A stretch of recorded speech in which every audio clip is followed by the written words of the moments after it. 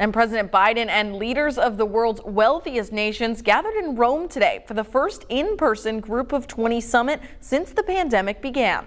One issue on the agenda, what to do about Iran's growing nuclear efforts. Natalie Brand reports from Washington. With handshakes and photo ops, President Biden and world leaders gathered in person at the G20 Summit in Rome. The pandemic has kept us apart, as it did with all our citizens.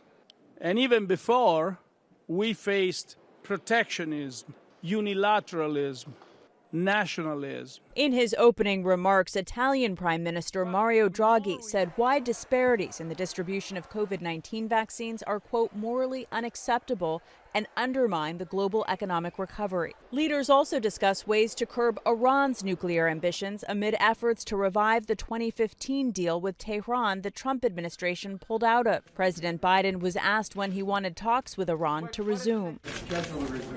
President Biden and the leaders of Germany, France, and Britain issued a joint statement saying they are determined to, quote, ensure that Iran can never develop or acquire a nuclear weapon. On the economic front, the G20 members unanimously endorsed a global 15% minimum tax on corporations. Before the summit wraps up Sunday, leaders will address the global supply chain bottleneck. Then President Biden and others head to Scotland for a UN climate change conference that kicks off on Monday. Natalie Brandt, CBS News, Washington. And as G20 leaders meet, the White House also announced today that the U.S. and European Union are settling their differences over Trump-era steel and aluminum tariffs.